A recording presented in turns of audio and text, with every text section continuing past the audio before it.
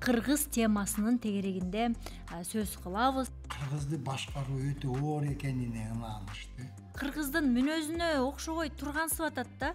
Жанагындай ооздуктап адам болууга жол ачкан деп атат. Азыр уруучулук керекпи, кереги жокпу? Азыркы тапта үй бүлөлөрдө дагы ар кандай өйдө төмөн нерселер көп болуп атат. Зордук зомбулук күчөп атат агам. Илгери кыргыздарда аял эркек мамилеси кандай болду эле? Кыйынчылыктарды жеңген. Кандай болуп? Кандай болуп ынтымакты сактаган. Бабаларыбыз айтып кеткен, бизге мурас кылып, акыл кылып айтып кеткен. Жаан жабатса токтотуп коюп, сууну тескери бурап, ал нерселердин баары жөнөкөй нерсе эмес. Бирок кыргыз айтат, эне тил дейт. Ата тил деп айтпайт да. Чоң энем ошентет эле кычкачты алып алып, отко малып анан түкүрөт эле го, коркутуп. Каргыш кээде тукум куйт. Дастан Ситиде сизди салттарды унутпай, заманбап чечимдерди баалаган адамдар үчүн иштелип чыккан артыкчылыктар менен таң калтырат. Автоунаасы жок коопсуз королор концепциясы, балдар ойной турган жана чоңдор эс алган үчүн идеалдуу мейкиндикти түзөт. Дастан Сити Бишкектин тарыхында башталган жаңы барак болуп саналат. Бул комплекс шаардык жашоо менен жаратылыштын арасындагы гармонияны камсыз кылган таасирдүү курулуш. Дастан Сити күтүүлөрүңүздү канаттандырган, таң калдырган жер.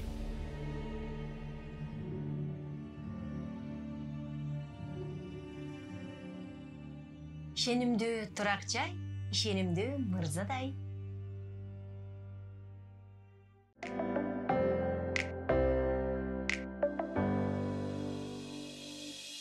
Саламатсыздарбы, урматтуу YouTube каналымдын көрүүчүлөрү. Бүгүн дагы абдан күтсөңүздөр керек. Анткени кызыктуу, маанилүү, маңыздуу кептерди козгойлу деп турабыз. Көкүрөгүбүз суусап турат. Кыргыз деген ким болгон, алдыда ким болот, айтор бардык ушул кыргыз темасынын тегерегинде сөз кылабыз, сүйлөйбүз. Бүгүн менде мейманда тарыхчы, коомдук ишмер, санжырачы Дастан Сарыгулов. Арбаңыз агам. Сизди көрүп атканыма абдан кубанычтамын агам. Бүгүн ошол кыргыздар өзөгүнө кайткысы келип турган учур, издеп турган учур, карайлап турган учурубуз. Биз өзөгүбүздү күчтөндүргүбүз келип атат. Эмнегедир көкүрөгүмдө өзөгүңө кайт деген сөз көп айтылып атат агай. Ушул сөз оозуман акыркы учурда көп чыкчу болду. Кыргыз жолунан адаштыбы же туура эле өсүп келатабы? Биз мурун кандай элек, азыр кандай болуп баратабыз? Айтор ушул темалардын алкагында сөз кылсак абдан сонун болот беле. Сынган кылычты баягы мурун жаш кезиңде окуп аңдабаган чыгарсың, бирок кайра ошо жашың улгайганда аңдап издегенде агай эмнегедир саясатты бири-бирине чылбыр ыргытканы, бири-бирине көр казганы мындай кыргыздын мүнөзүнө окшобой тургансып атат да. Кыргыздын мүнөзү бир бийик, ал башка аруу эл го. Биз качан аруу болдук элек, анан качан кайра кыйшайып кеттик? Сиз айткан чыгарма кайсы мезгил, кайсы доорду чагылдырат. Бул доор мындай болбоду. Падышалык Россия кыргыздар курамына киргенден кийин кыргызды башкаруу өтө оор экенине ынанышты. Эгерде кыргыздын уруучулук түзүлүшүн талкалабаса, эгерде кыргыздын өз мүнөзүн өзүнө калтырса, кыргызды эгерим эч качан башкара албаганын алар жакшы билген экен. Ошон үчүн алар өз саясатын жүргүзгөн. Ал саясат эмнени камтыган? Биринчи, бул санжыра кыргыз элинин ынтымагын ыдыратат, кыргыз элин бөлөт, жарат. Уруучулук жаман. Бул өтө артта калгандын белгиси. Мындан кол үзүш керек деген саясат жүргөн. Чын-чында келгенде илим эмне дейт? Илим айтып атат. Байыркы адам баласы жаңы эле адам болуп калктанганда эки инстинкти жеңиш керек эле, половой анан пищевой. Мындайча айтканда тамак аш менен анан кийин жанагындай жыныстык мамилеге үстөмдүк кылып ошону ооздуктай алса, киндиктен ылдый темадан көтөрүлүш керек болчу да. Туура айтасыз. Ал бир эле жол менен мүмкүн эле уруучулук. Себеби тууган бул энең, бул эжең, бул атаң деген түшүнүк ошол гана адамды ооздуктаганда, бөлөк эчтеке адамды ооздуктай алган эмес. Демек, биринчи байыркы бабаларыбыз деги эле улутуна карабай, алар ошол тууганчылык сезим менен гана жанагындай ооздуктап адам болууга жол ачкан деп атат. Мындайча айтканда, уруучулук 150 000 жыл, 200 000 жыл мурда бул сенин атаң, бул энең, бул эжең, бул апаң деген ыйык түшүнүктөр менен терс сапаттарды ооздуктаган. Ал эми биздин бабаларыбыз, мына мен 40 жыл тарыхты изилдеп атам, түздүктө бир дагы кыргыз жер суу аттарын мен кезиктирген жокмун. Түздүктө равнинаны айтабыз да, токойду айтабыз. Кыргыз жер суу аттары талай гана тоолордо бар. Урал тоолорунда, Кавказ тоолорунда, Тянь-Шань тоолорунда, Тибет тоолорунда, жалаң тоо шартында. Ал эми тоо шартында аман калуу бир эле шартта мүмкүн эле, жамаатташуу, урук тууган менен. Бөлөк аман калуу шарт жок эле да. Өзүңүз элестетип көрүңүз. Мына азыр деле жайында кар жаап калып атпайбы? Отун суу деген кандай оор маселе. Муну адам өзү жалгыз жеңе албайт бул оорчулукту. Ошон үчүн мына жамаатташуу, уруучулук, уруу сезими бул өтө маанилүү. Эми доор өзгөрүлдү деп аталык. Азыр уруучулук керекпи, кереги жокпу? Мына шаарларда, отурупташкан турмуштарда уруучулук басаңдайт. Анын үстүнөн дүйнө чогултуу, байгедей болуп бөлүнүү уруучулукту жылдырат бир аз. Анын мындайча айтканда жокко чыгарат да. Азыр Бишкек шаарда уруун деле эч ким эстеп койбойт го дейм да, мисалы. Бирок уруучулук тоо шартында ал абадай керек да. Ошо уруучулук болгон үчүн Кыргыздын тарыхында кул ээлөөчү доор болгон эмес. Кыргыздын тарыхында феодал коом түзүлүшү болгон эмес, капитализм коом түзүлүшү болгон эмес. Себеби уруу ынтымагы эң маанилүү болгон. Кыргызда айтат, элде болсо тең болсун, тең болбосо көпчүлүктү сулуу өтүп кетет дейт. Муну сулуу өтүп кетет деген түшүнүктү бөлөк тилдерге которуу мүмкүн эмес. Сулуу кантип өтөт? Сулуу өтөт кадимкидей эле. Теңирим теңдикти жалгайт дейт. Жана айттым, дөбө маданияты 4,5 миң жыл мүрзөлөрдө сөөктөрүн баары тең. Теңдикте жашаганда. Бул жараткандын мыйзамына ылайык болгондо. Мисалы Кыргыз гана манасты айталат, туурабы? Кыргыз гана комуз жерде. Кыргыз гана көп артыкчыл сапаттар мүнөздүү, тоо шартына байланыштуу. Бирок бул Кыргызга гана жараткандан насип кылган жашоо шарты, эрежеси, мөөнөтү. Биз андан эгерде алыстасак, биз эч качан алдыга жылып кете албайбыз, эч качан бактылуу боло албайбыз.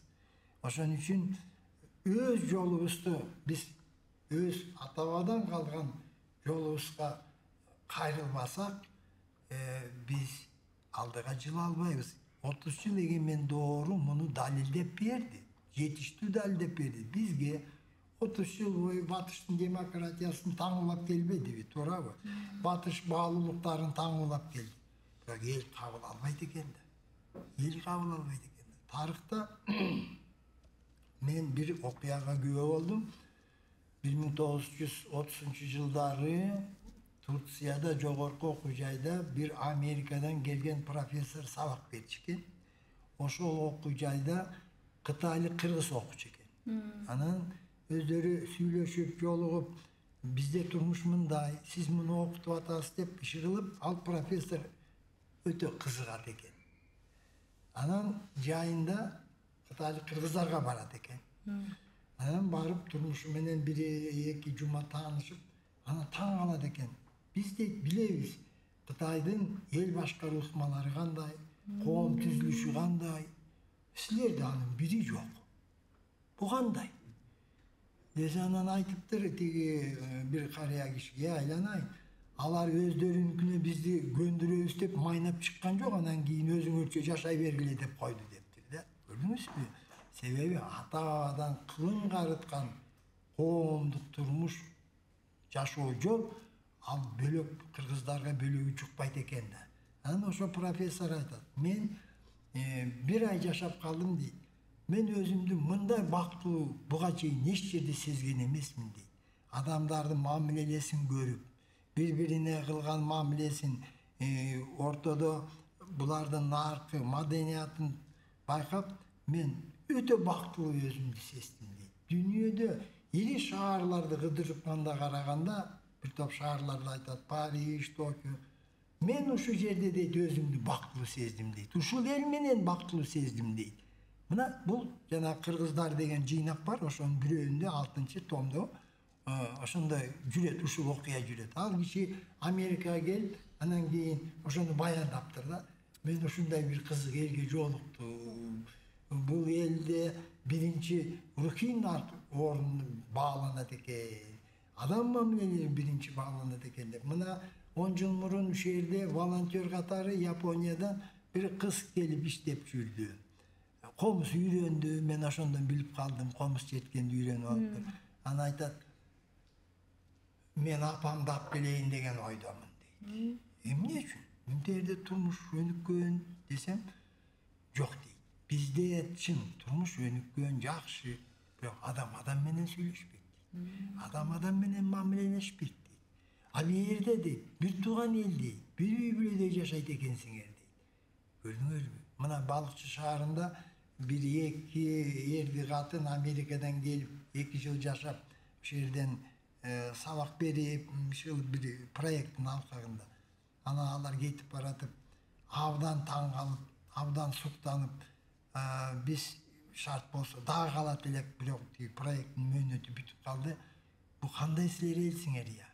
Кандай табиятка мамиле кылганыңар, бири-бириңерге мамиле кылганыңар, маанайыңар жарык кандай? Адам менен адам дегенде ошолор баса белгилеп кеткен экен да. Көрбөйсүздөрбү?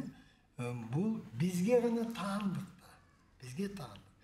Эгерде Африкадагы элдерди, мисалы түндүккө алып барсаңыз, жанагы чукча, якуттарны, чукча, якутту Африкага алып барсаңыз, 20 жылда экөө тең жок болот. Себеби ар бирөө өзүнүн табигый шартына ылайык тарыхый жолго шайкеш калыптанган. Алар ошентип бактылуу болуп атат. Араб эли түндүктө жок болот. Түндүк эли тиякта жок болот. Эмне үчүн биз өзүбүздүн ата бабабыздан калган улуу мурас бар бизде? Акыл бар, бизге үлгү калтырган бабаларыбыз, тарых калтырган, маданият калтырган, нарк калтырган. Биз эмне үчүн ошондон баш тартышыбыз керек?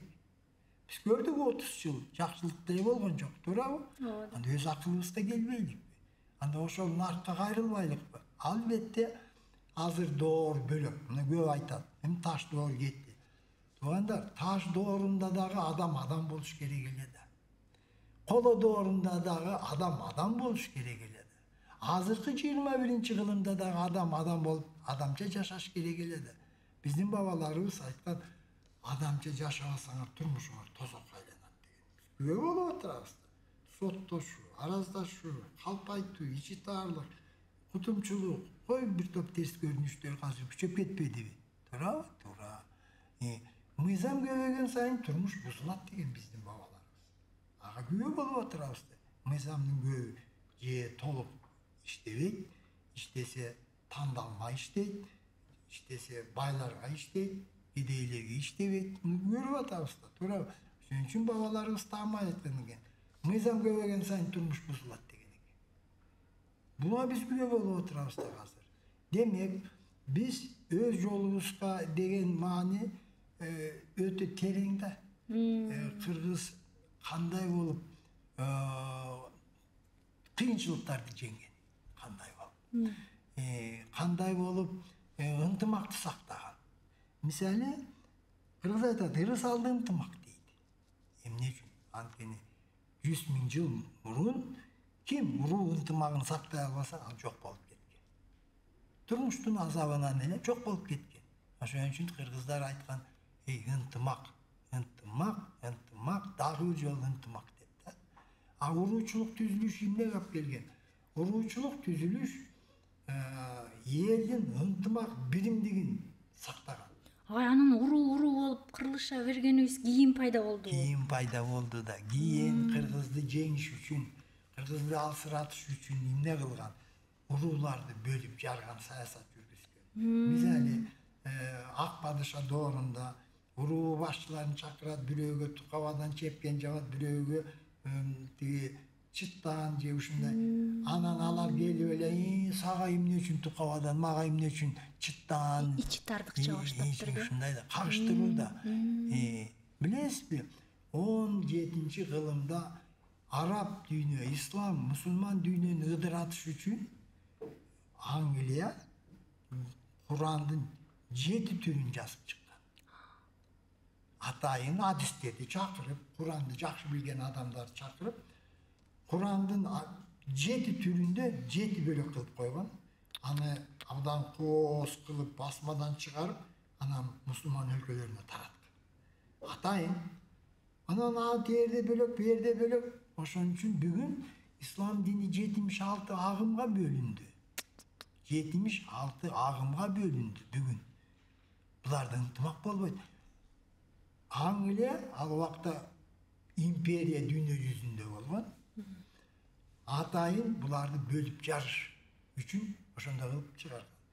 Бизге мисалы бизди дагы бөлүп жаруу үчүн жанагындай саясат жүргүзгөн же болбосо мисалы бул Байбичеден тараган сыңар, а бул Токолдон тараган. Көрбөйсүңөрбү? Мына эгемен доорунда бир топ китептер чыкты, Санжыра тарыхка арналган. Бирок байкасаңыз, ошол жанагы жаман оору дагы эле жашап атат. Ар бир Санжыраны жазган адам кыргыз ошол уруудан тарады деп жазып атат. Бизге ынтымак керек да. Ынтымак керек. Уруучулук, уруу түзүлүш болгондо адилеттүүлүк 100% кепилдик болгондо. Мисалы, эгерде 19 кылымдагыдай кыргыз урууларынын ынтымак биримдиги болсо, үзөңгү куш эч качан кетпейт болчу. Аксы эл эч качан атылбайт болчу.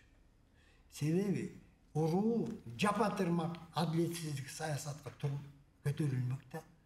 Аны уруучулукту талкалагандан кийин башы кошулбай калды да. Элдин башы кошулбай калды. Дагы бир маселе, кыргыз деген уруу жок.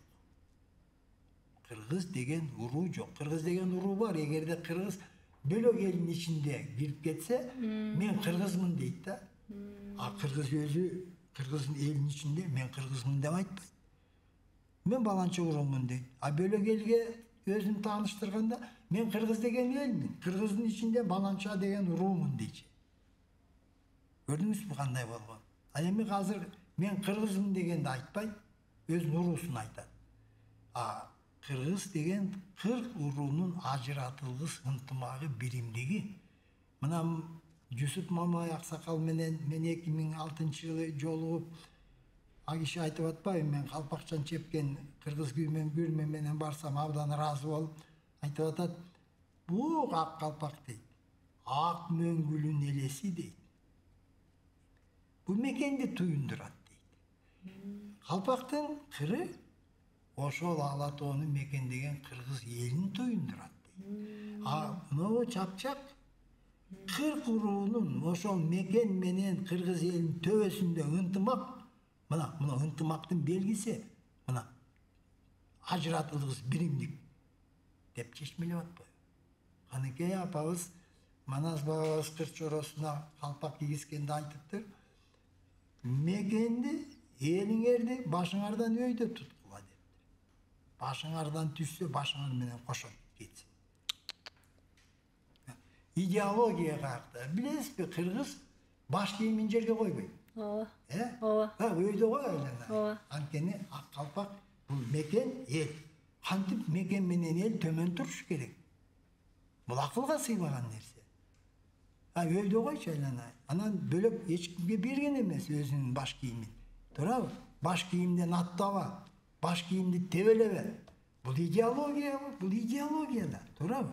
Ошол унутулган үчүн биз баш кийимибизди көрүнгөнгө беребиз. Саунага да кийип атат азыр. Биз ошон үчүн мындай өнүгүү жолуна түшө албай келатат окшойбуз да. Эгерде ыйык туткан калпагыбызды биз ушинтип маани бербей, ошо мончодо кие турган бир эмеге айлантып коюп атабыз да.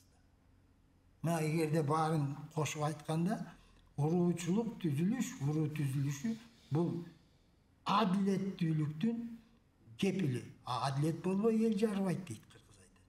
Эл байлыгы мал эмес, эл байлыгы кредит эмес. Эл байлыгы адилет, таянычы, калыстык, келечеги акыйкат. Кыргыз ушу 6 сөз менен гана турмуштун магызын айтып койгон. Биз ошого жетпей жатабыз да. Адилеттүүлүк жок, акыйкаттуулук жок.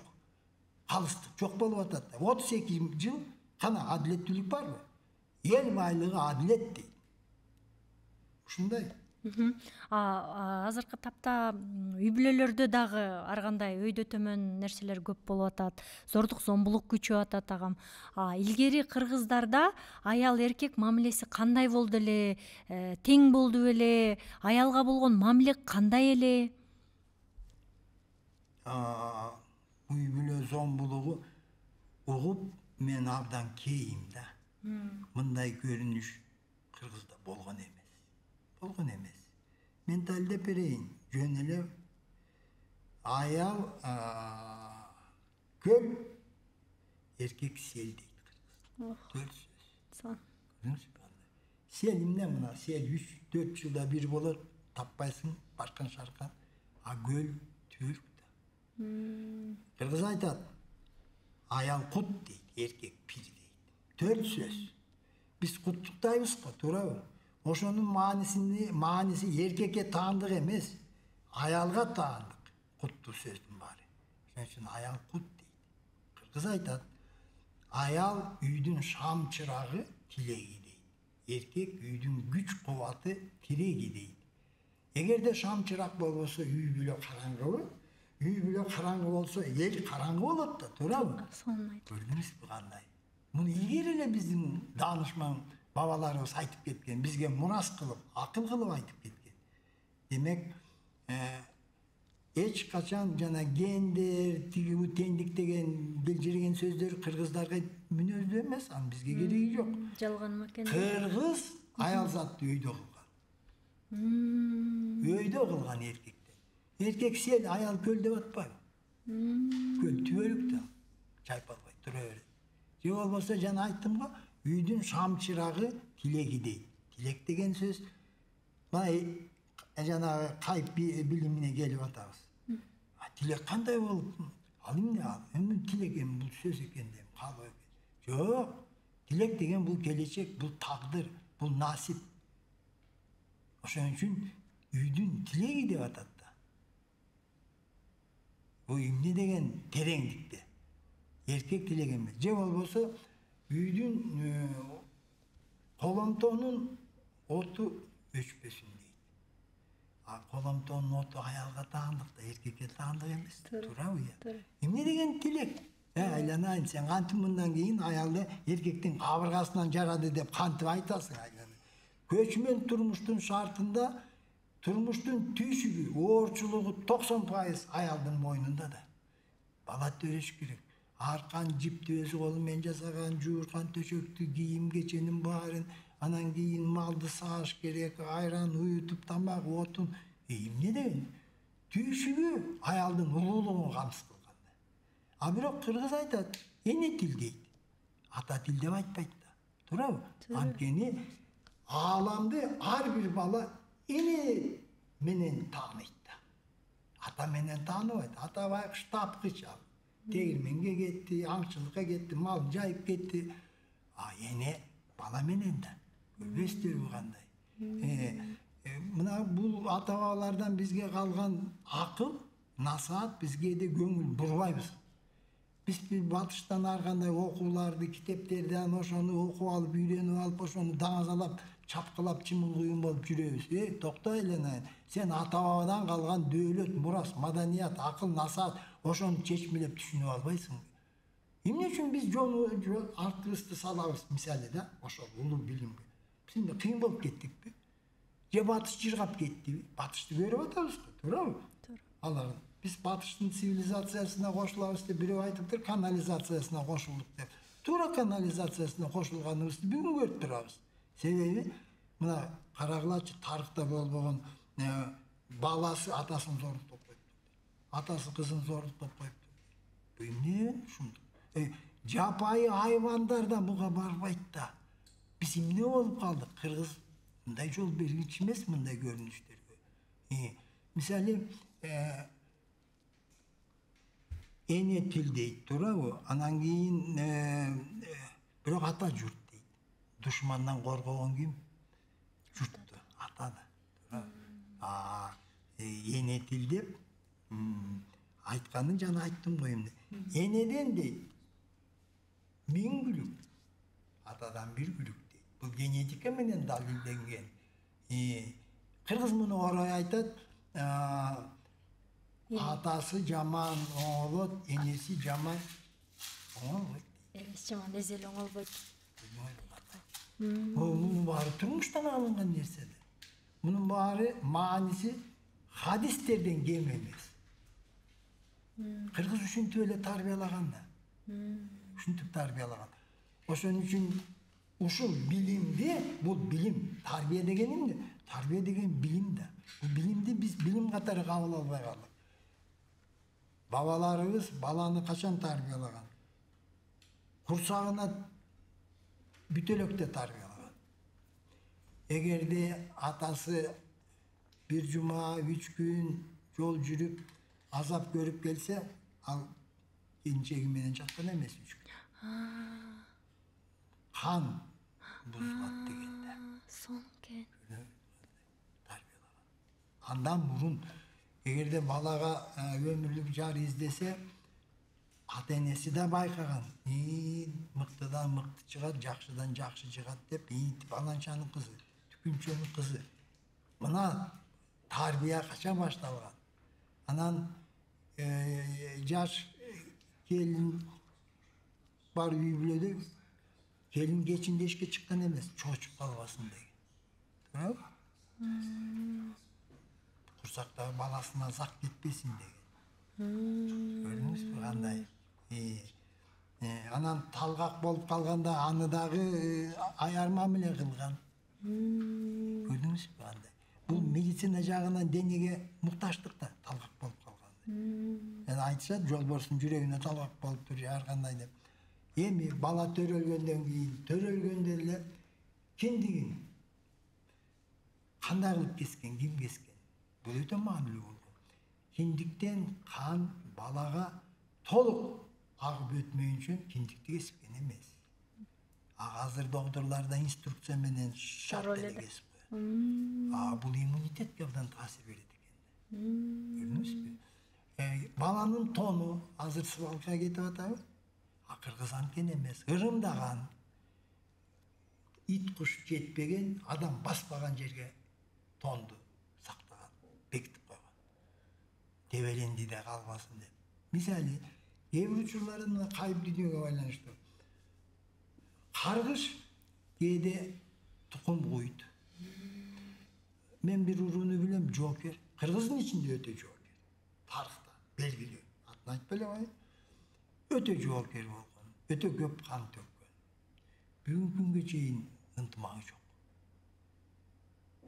Булар санжырам жасаңыз деп, 2 жолу чогулду, 2 жолу тең ыдырап кетишти. Анан мен айттым, силер каргышка кыласыңар, силер канды көп төккөнсүңөр. Бирок муну жандыра турган жол бар. Биздин бабаларыбыз билген, кантип жандырыш керек. Көрдүңүзбү?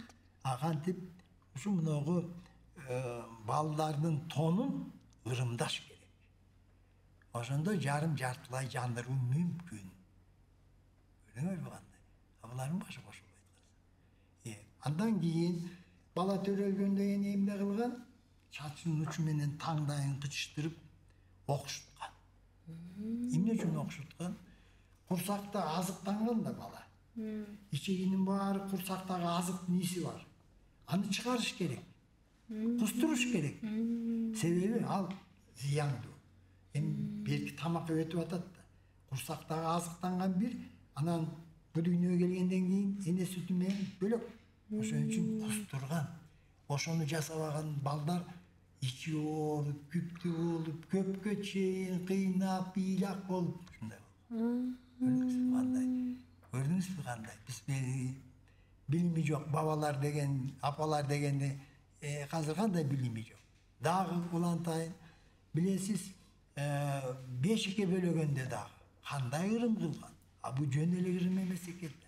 Мунун ар жакта билим бар экен. Бу билимди биз жоготтук. Ырымдап чүкөнмен эмне үчүн кыргыз чүкө чогултат? Эмнеге? Эмнеге? Жоокер болсун, эркек болсун, мекенибизди коргоон болсун. Анткени кыз бөлөк үй бүлөнүн кетет да. Таяна турган ким? Эркек бала да. Эркек баланы тилейт. Ошо чүкөнү тешип, бешиктин баланын маңдайын ийип коет. Анан баланы бешикте эмне? Балага эмне керек? Курсагы ток, анан кийин кургак болсо уктай берет. Тура, булам жалаягын ачып отурганда бала шамалданат да. Турабы? Туура. Ыйлак болот, тынчын ала беребиз да, улам жалаякты алмаштырганда тынчын ала беребиз. Уйкусу бузулат. Баланын мүнөзү чатагыраак болот. Көрдүңүзбү? Нервтик системасы. Нерв системасы жабыркайт. А бешикте тынч болгондо шимек менен баары тияка куюла берет. Кургак, курсагы ток. Укташ керек. Болду, жеш керек, укташ керек. Ошондо эмчек берип тойгузуп, оң колун бошотуп коет. Эмне үчүн оң колун бошотот? Оң колу менен жана чүкөгө жетем дейт бала. Аракет кылат. Биринчиден сологой болбойт. Эмне үчүн сологой болбош керек? Жоокер катарында бирөө сологой болсо чоң кыйынчылыкты жаратат. Жоокерди кыргыз бешиктен баштап тарбиялаган. Көрдүңүзбү кандай?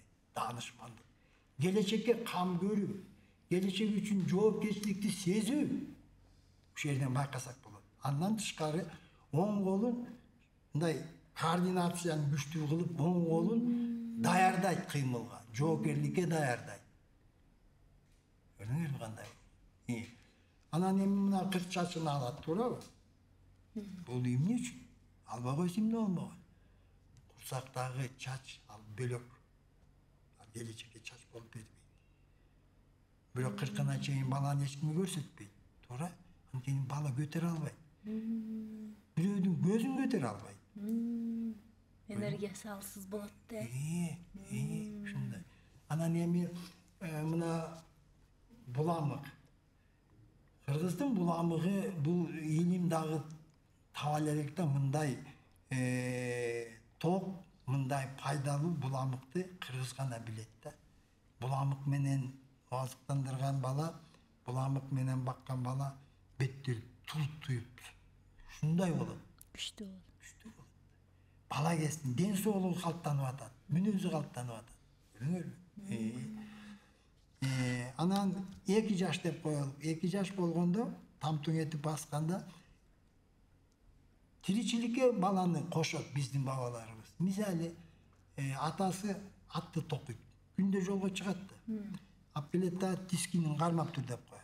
Ой, атты кармабаса деле тискинди алды эч жака кетпейт. Бирок бала өзү мен пайдамы келип атат. Жоопкерчилик сезе баштайт экен да. Мен турмушка өзүм илишим. Мына жалкоо болбойт. Ал мисалы же болбосо жиби ирийт да чоңпаларыбыз. Ал тиги чайниктин чоргосуна деле илип койсо ирий берет да. Бирок балам алып кел алдан сөмөгүн кармап тур десең, сөмөгүн кармап турасың. Мен ошол жалпы тиричиликке аралашып кире баштадым деген сөз да. Анан 5-6 жаштан баштап койлордун баарын саатчы да биздин бабаларыбыз. Мен ошол доорду көрүп калдым. Бир дагы 18-тен өйдө эркек жигит козуну кармап, алы жетпейт. Үйгүп калат тоодо. Балдар чарчабайт да, балдар чарчаганын билбейт да. Козуларын баарын кармаш керек, көгөнгө байлаш керек, койду саадырыш керек. Эмгекпи? Эмгек. Мына бул турмуш тарбия, мүнөз тарбия. Кыргыз 91 мүнөздү ажыратып айткан. Мен ошол 91'den 10'un tapпай койдум. Көп кишилерден сурайм, билбейм дейт, бул эмне дейт. А 81'in айтып бере алам. Кыргыз психологиядан академик болгондо мылжың, доолуу, койчу кандай гана сөздөрдү айтпайт кыргыз адамды мүнөздөгөндө. Туурабы? Бет бак, көкпет деген ушунча таамайда кеп жебес деген сөздөр 91. Тоңмойун. Жалкоо. Ошол мүнөздүн баарын балаң мындай болуп атат. Көңүл буруп койчу деп туруп таасир кылган. Ошол терс мүнөздөрдү жоюу багытында. Ошентип 12 жашта кадимкидей ер жетип калганда, өспүрүм болуп калганда, аны кадимкидей алыска жиберип калган. Мисалы мен мектепке бара элекмин 6 жашымда 20 километр Борбордон алыс тоодо айлыбыз бар болчу. Анан тиги областтын борборуна барам деген кишилер эртең менен эрте таң ат электе, жылдыз өчө электе 5-6 ат менен кетет, мени учкаштырып алат. Анан биз барып чоң жолго барабыз, чоң жолдон ары машина менен кетишет. Калган 5 атты алып келиш керек да айлыга кайта. Анан кийин коштоп алып туруп, мени бир атка мингизип коюп, анан мен кетем. Ошол жолдо алма алып берет, 2000 пус алып берет. Бирок карабайсыздар, 20 километр 5 атты коштоп. Мен мектепке бара элек болчумун ошондо. Демек, мынагы жоопкерчиликти айоо жок, айоо деген жок да эми кыргызда, айоо деген жок да. Кантип аяйсың эгерде тиричилик муктаж болот, отун жок. Курай териш керек. Же болбосо тезек териш керек. Тересиң да. Козуну жайыш керек, козуну музоолорду кайтарыш керек. Мындайча айтканда адам баласы чыйрак болот. Бирок биз күзүндө жерге кар турганга чейин жылаңайлар жүрүп калдык да. Согончобуз жарылып эле, канап эле, бут кийим түтпөйт. Тоого кайсы бут кийим түтөт? Ал убакта бут кийим жок. Жылаңайлар жүрчүбүз. Тамактанганда эртең менен, анан кечинде. Түштө мисалы малды жайып кетсең, айылга келе албайсың да. Жайында, жазында ышкын, тоотекей, чемирчек, ушул кийин билдим мунун бар дары экен да. Бүт бар, дары чөп. Ушинтип биз өсүп калдык да. Биз эмне тамак оору дегенди билчүмес элек, жана кайып дүйнөдө атабыз. Тамак ооруганда чоң апам тиги кемеген гүлү менен эле ырымдап койчу да. Ошо менен сен көр, мен көр, жок. Азыр эмне аны тиги таблетка ичесиң, бу таблетка ичесиң. Бир сөз менен айтканда, кыргыздын турмушу, жашоо шарты айла жок. Балаңды аясаң дагы айла жок, сен ушуну жумушка саласың да баланы. Ошентип, анан бир чети көп кырсыктуу тоонун шарты ылгап электен өткөрүп коет, начар ден соолугу бар адамдар кетет. Мыктылар гана калат. Күчтүүлөр калышкан. Күчтүүлөр гана калат. Ушундай болгон. Мына ушунун баары биздин мурдагы турмушубуз. А бүгүнкү турмуш бөлөк болуп калды. Бирок кайсы доор болбосун, адам болуп, адамча жашабасак, турмушубуз тозокко айланат. Биз батыштан көрүп атабыз азыр. Коронавирус болду да, туурабы 2 жыл мурун? Эң көп адам какты өлдү? Америкада өлдү. Статистика. Өнүккөн, бай мамлекет. Медицина жабдыктары күчтүү. А бирок эң көп кырылган Америкада болду да. Эмне үчүн? Анткени жараткан айтты, силердин жашооңор болбойт. Бул карама каршы менин мыйзамым бар. Мунун келечеги жок, кырыласыңар деген белги болуп калды. Мына үй бүлө зомбулугунун мен оюмча жана айткан маселелер колго алыныш керек эле да. Муну жанагы эмне дейт, күйөөлөрүн камаш керек дейт. Эйланай, эртең кандай болот? Эркектердин бир 30% камалып кетеби? Анын үстүнөн эрегиш жаманда, эрегиши бери өлөт дейт кыргыз. Азыр эмне болуп калды? Мына өзү акча табат, соода, челнок, Анан кийин күйөөсүн айтат, сагыраны мен көп акча табат. Ана ошондо эрегиш болуп атат. Эрегиш болуп атат. Мына кыргыздын наркы, салты, ыйман, адеби бул эмне? Бул чек. Бул чектен эч ким мурда аттап өтүп кеткен эмес. Билесиз, жаш келин тергейт кайындарын. Эмне үчүн тергейт? Сый мамиле. Ошондон нары ошо чектен нары аттап өтпөш керек да. Анан эмеси мына кыргыз айтат, Рыспадыкан ыры барго, качан мага өмүрлүккө жар болосуң. Жар деген сөз эмне? Жарым деген сөз да. Жарым деген мага тең деген сөз да. Тура, качан мага жар болосуң дейт. Жар болосуң деген мен менен тең болосуң деген, мен жарымым болосуң деген сөз да. Тура, ысык суукту биз тең бөлүшүбүз керек деген сөз да. Көрдүңүзбү? Эми анын келечекке кам көргөндө мындайда Европа эли азыр ар бир үй бүлөгө орто эсеп менен 1,4 бала туш келет экен. Бул 40 жылда бул эл жок болот дегенди туйдур. Азыр Россияда бир үй бүлөдө 1,4 бала туш келет экен. Азыр жана жаңы министр Белоусов, коргоо министри айтпады, биз жок боло турган жол менен кетип баратабыз. Бизге согуштун кереги жок. 50 жылдан кийин бирөө да калбай калат бизде. Азыр Европада бүт ислам өлкөлөрүнөн, Африка, Азия өлкөлөрүнөн баргандар үстөмдүк кылып атат да. Азыр. Себеби Европанын жергиликтүү эли төрөгүсү келбейт. Мына Кытайда мурда тыюу салган билесиз да. Бир үй бүлө, бир бала. Анан эми азыр пенсионерлер көп экен да. Азыр тыюуну алып таштады да. Тыюуну алганы менен келиндер төрөбөйбүз дейт. Биз көнүп калдык дейт мындай турмушка. Булут эмне болот? Келечек эмне болот? Мындайча айтканда бүгүнкү күн менен эле жашай берген бул биздин бабаларыбызга мүнөздүү эмес экен. Эмне мүнөздүү? Тарых алдында жоопкерчилик. Жет атасын билет, санжырасын билет, өткөн кеткенди билет, балдарга айтат, улуу кенже эпостарды айтат, туурабы? Бул өткөн тарыхка жоопкерчиликтүү мамиле кылуу. Учурдагы жоопкерчилик биздин бабаларыбызга кандай мүнөздүү болгон? Ар бир адам үлгүлүү болуш керек эле да. Үлгүлүү. Тарбия үлгүдөн башталат. Эгерде сиз, мен баарыбыз үлгүлүү болсок, бейбаш каяктан чыгат? Бул ар бир адамдын жүрүм туруму, айткан сөзү ал үлгүлүү болуш керек.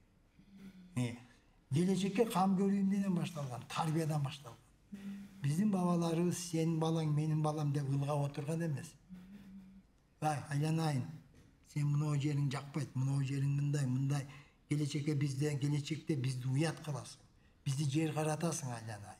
Сен мына кемчилигиңди жой, мындай кылба деп тарбияны айыл, үй бүлө баары жооптуу болгон. Азыр эмне?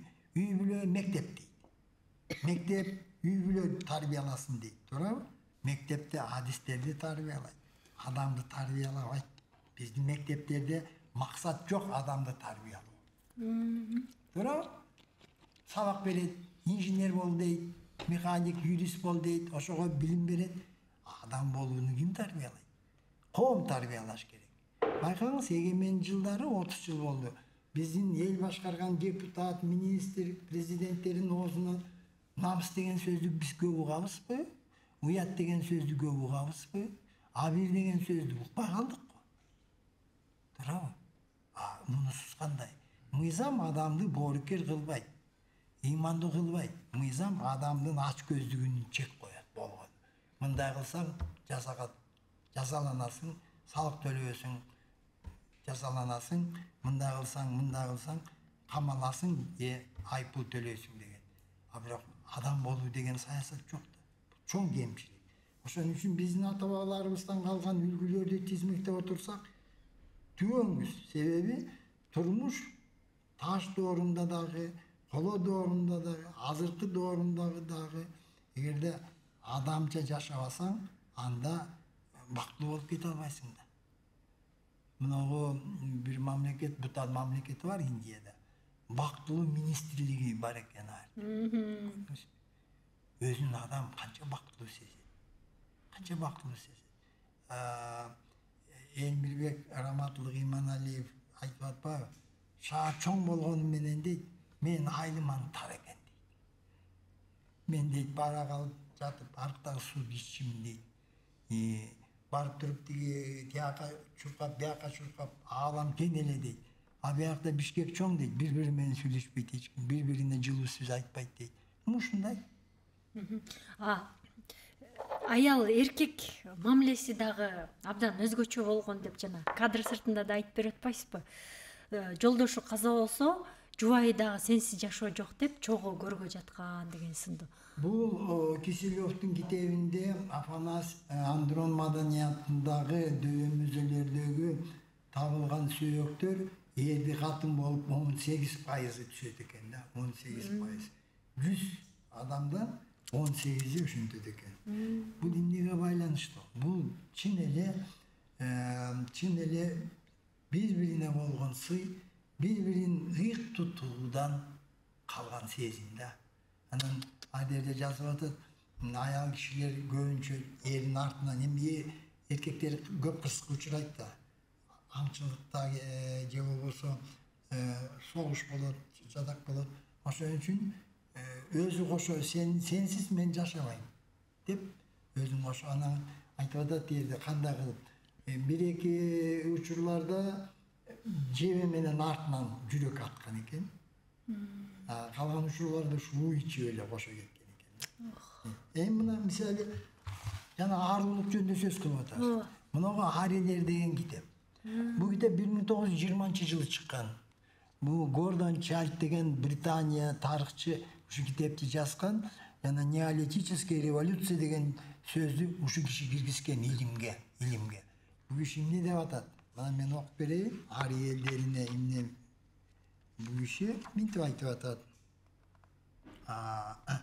Со всей определенностью можно утверждать, что концепция божественного закона, жараткандын мыйзамы, жанатамер айтып атам го. Божественного закона или космического порядка, ааламдыга ыраттуулук деген сөз да. Связано с первыми ариями, которые появились на страницах истории 3500 лет назад. Бул Карасук Андрон маданиятына таандык. Даже самые первые арии уже поклонялись, по крайней мере, одному божеству, небесному Отцу. Көкө теңирге. Эмне деп атат? Анан биякта жыйынтыкта мынтип айтат. Арилер. У них нет моря. Деңизди көргөн эмес, тилинде ошондой сөз жок деп атат. Кайын буларда мыйык дейт. Кайын. Аны мен айтып берем. Эшек минген эмес дейт булар. Эшекте болуп кармаган эмес дейт. Болгону гана жана жылкы. Анан айтып атат, бул чочко баккан эмес дейт. Бир да чочконун эми көчүп конуп жүргөндө чочкону айдап элестетип көрүңүз. Бирөө бияка бирөө тияка кетет, анан сасык. Анан тамдары кандай болгон дейт. Кереге, анан кийин жанагы кийиз менен. Дагы аркан, жаа, найса, балта, канжар бычак. Булар урмуган буюм. Балык жеген эмес дейт. Балык жеген эмес. Мен жаш кезде азыр көрсөм радужный форель. Мисалы 100 жылкынын суудан айдап өткөндө туягына урунгандай эле багып калкып эле чыгып калат да. Анан жейин десең чоңотомай суудун курту айланайын кой. Анан кийин биз дөбөттөргө, иттерге кармап беребиз да ошону. Көрдүңүзбү кандай болгон да? Балык суудун курту деп койчубуз. Арстанды билген эмес, булар жашаган жерде арстан болгон эмес. Булар көчмөн малчы болгон. Булар арбактарды ыйык туткан. Поклонялись небесному Отцу, и свиньи не было. Мына арилерге тиешелүү. Ари деген сөз бул аруу деген сөз. Аруу деген сөз. Мен Индияда чоң окумуштуу санскрит тилинде адис, ошого кишиге жолугуп айттым. Бул ари деген сөз эмне? Десем, бул улуттун аты эмес дейт. Бул ошол эл ыйык туткан адамдардын касиеттерин аруу деп айтылган дейт да. Кандай касиет деп сурасам айтып атат. Kimdi arуу деп булар атаган дейт. Бийлиги жок, байлыгы жок. Бирок элдин баары ага муктаж. Элдин баары аны менен баарлашканда өзүн бактылуу сезген. Ошолорду аруу деп атат. Мүмкүн улуту 10, 15, 16, 20 улут. Бирок жанагындай нак, дүйнө тааным, жашоо мамилелери аруу болгон. Кыргыздар айтат го, көңүлүн калтырба дейт. Көңүлүн калтырбаган деген сөздү орусча кантип которосуз? Көңүлүн калтырба деген сөз. Пейили оңолбой үчүн иши оңолбойт. Арбак ыраазы болбойн, адамдын иши оңолбойт деп коет, туурабы? Ушул түшүнүктөрдүн баары жанагы кайып дүйнө, эзотерикага кошулуп кетип аткан учурларда. Сиз билесизби, Шардан бабабыз баатырлык кылган да, Шардан баатыр деген элде ат болгон. Анан эми дайыма эле жанагындай согуш, тиги падышалык Россиянын армиясы келген учурлар болбойт. Демейде тынч турмушта аты өчпөсүн деп. Анан кеңешчилер айтат, баатыр, сиздин атыңыз элге дайыма чыгып туруш керек. Күлүк. Бир күлүк бар. Байген 3 жылдан бери аламан байген эч кимге алдырбайт. Бу тиги өзбек, Солтодон өзбек ошонун баласынын күлүгү. Барып сурабайсызбы? Дейт. Анан эми жылына 2-3 жолу байге алса, кимдин аты, кимдин күлүгү байге? Ай, Шардандын күлүгү. Ушу менен атыңыз өчпөйт дейт. Анан келет. Ал убакта келген адамды эмне келдиң деп суроо болбойт да, билесиз да. Бир күн, 2 күн, 3 күн жакшылап конок кылып тосот. Анан 3-чү күнү өзбек айтат, мен сапарым карыды, мен кайтайын. Эми аны өзүңүз чечесиз. Бир сөзүм бар дейт. Айтайынбы же айтпайынбы? Же айтпай эле кете берейинби? Жок деп койсоң көңүлүм калат да дейт. Айт, баатыр, айта бериңиз. Өзү ойлойт, эмнени сурайт эми? Шарданда баары бар. Анан айтат, баланча күлүктү сурап келди. Күтүүсүз да. Эми күлүк өзүңүз түшүнөсүз, күлүк бул эми келинчеги менен эле барабар, мүмкүн өйдө болот да, туурабы? Кээде. Ал заманда. Эми баламдыкы чакырайын деп баласын чакырат.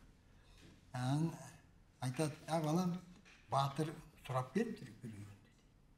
Анан өң түсүнө караганда жактырбаганын билет да, бирок бала эчтеке дебейт. Анан бала өзүн да кармаган. Аны эмне сурайсыз? Биз байталдын тезеги экен. Баатыр сураса көңүлү калбасын, берип койбойсузбу дейт. Көрдүңүз, анын баатырды коштоп келген Баяке деген кеңешчиси бар экен. Бекер эмес, төөнүн өркөчү тешилбейт да. Түү тешилбейт. 2 төөнүн өркөчү толтур алтын тийин. Балам, мына бекер эмес, мына деп берет. Ошондо коңшунун камчысын алып чыгып, айланай. Мен күлүктү алтынга саткандай сарт эмесмин дейт. Сандай сансыз. Алып кетпейсизби дейт. Кандай болгон. Көрдүңүзбү? Кыргыз ушинтип жашаган. Мынагу орус изилдөөчү эскерүү жазыптыр. Кыргыз жеринде араба толо дүйнөңүз болсо, талада калтыра берсеңиз эч ким тийбейт деп жазылат. Кара. Көрдүңүзбү?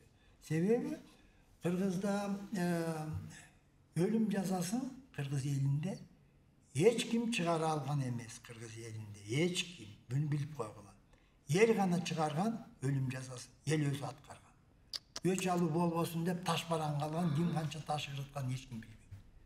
Мына ачык айтып коеюн, бул салт Эгемен доорунда Талас областында Бакайырда тентек балдар ОПГ болуп, элди жүдөтүп, атүгүл үйлөнгөн жаш балдарга сен келинчегиң бизинчи менен жатыш керек деген эл көтөрүлүп деп таш бараң алып таштаган. Болгон окуя тарыхта. Андан кийин Талас областында өзгөрүш деген айылында 2 бир турган Жамбылдык ОПГ менен биргелешип элди курутуп жибергенде эл чогулуп алып өлтүрүп койгон. Өлүм жазасын Кыргызга эл гана чыгарган. Муну билип коюңуз. Анан эң катуу жаза, өлүм жазадан кийин эң катуу жаза айдап жибергендер бар. Уруудан бөлүп койгон. Эми ал кайсы урууга кошулбасын, ал эл билет да. Сен тентип келбедиңби? Sen жакшылыгыңдан келдиң беле? Бар гүл чыгарып кой. Бар казанга суу ташып куюп койчу. Ал малай гана болот. Кыргыздын аркында. Ошон үчүн жана жет атасын билбегенге кыргыз кызын берген эмес. Мүмкүн сен өзүңдүн жакын тууганың болуп чыгар. Жети ата өтмөйүнчө кыз алып кыз берген эмес. Азыркы убакытта мен угуп калып атам, тиги муфтият эки бир тууган болбойт. Эмне үчүн бизде коомдо жана кем балдар көбөйүп кетти? Эмне үчүн? Жет атабызды билбей өз ара кошулуп кетип атабыз да. Ушундан болуп атат. Ушундан болуп атат. Канча көйгөй, канча трагедия үй бүлөдө.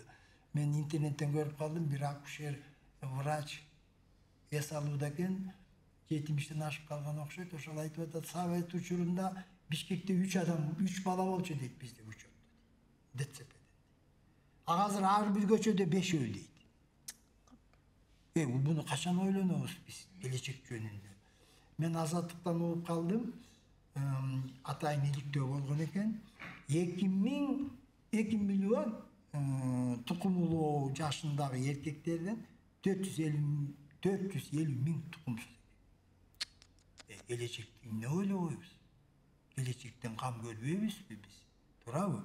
Мына жанагы сиз айткан көйгөйлүү маселелер, үй бүлө зомбулугу, уруучулук, ушунун баары кандай өңүттө? Терең караганда биздин бабаларыбыз ушунун менен күчтүү кыргыз болуп келген. Ушунун менен аркын салтын сактаганда, ушунун менен кыргызды кыргыз кылып, кыргыздын улуу сапаттарын улап келгенде. Жана көрбөйсүз, эмне деген байге 3 жылда аламан байгенин эч кимге бербеген гүлүн сиз берет билеңиз мисалы. Ойлонуп элеңизди. Батыр болсо батыр да эми кетсин кете берсин да деп шылтоо таап элеңиз да. 2 айдан кийин берейин, анан күзүндө чаап анан берейин деп элеңиз да. Атиге айтпадыбы? Мен сарт эмесмин да. Алтынды алгандай. Батырдын көңүлү калбасын. Кара көңүлдүү. Бир тезектин, бир байталдын тезеги экен, аны эмне сурап отурасыз деген экен. Бериңиз деген экен. Көрүңүз кандай болот. Кана ошол пейилдик, айкөлдүк кана ошол. Бирок чындап айтканда биз батышты ээчип отуруп, батыш анга бир буту салаңдап калды, анга түшөт. Бизде ошого өзүбүздүн жолубуз бар. Айланайын, ал жол улуу жол. Эгерде Хакас дүйнө археологдордун Меккасы десе, эгерде жанагындай укмуш тарыхый жолду басып өтсөк, биз эмне кайсы чымын чагып биз ит болуп атабыз? Бизди ошондой абалга жеткизген. Баш көтөрбөсүн, өз алдынча болбосун, дайымата биздин жетегибизден чыкпасын, биз айткандай десин, биз кылган дейп, биз айтканды кылып дегенди турмушка аткарсын деген саясат жүрүп келди. Биз ошону көрүп атабыз да азыр. Мына мисалы Түштүк Корея 44 миллион калкы бар. Бизде 7 миллион. Алардын аянты Кыргызстандын жарымы. Кандай жашап атат? Корея. Кандай жашап атат? 44 миллион. Бизде экономикада маселе жок. Маселе жок. Мисалы булак сууларды сатсак болот. Бизде балык өндүрсөк болот. Мына Соңкөл, мындай да деңиз деңгээлинен 1500 метрден өйдө суу жылыйт экен да. Ошон үчүн ак балык өсөт экен. Европада арде деңиздин деңгээлинде арде жылыбайт экен. Ошон үчүн ак балык өспөйт экен. Ак балык холестерин жок экен да. Ошон үчүн ак балык, лосось, кызыл балык караганда 5 эсе кымбат болот экен Европада. Бизде Соңкөлдө, Ысык көлдө, Токтогулда, суу сактагычтардын талайында мамлекет концерн түзүш керек. Муну жеке менчик колунан келбейт. Мамлекеттик концерн түзүп, мамлекет өзү жанагы малёкторду чыгарганда рыб заводдорду куруп, охранасын дрон менен Союз убагында Кыргызстан 100 миң тонна балык берген. Союз убагында мен анда акмам секретарь болчумун. Ысык көлдө 7 рыболовецкий артель болгон. Эмне үчүн биз ошону кайта колго албайбыз азыр?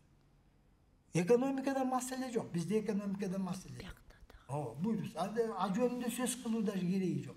Мисалы балыкчыдан Далинкага чейин күнгөйдө тамчылатып карагат, малина, абрикос өстүрсөк эмне үчүн болбойт?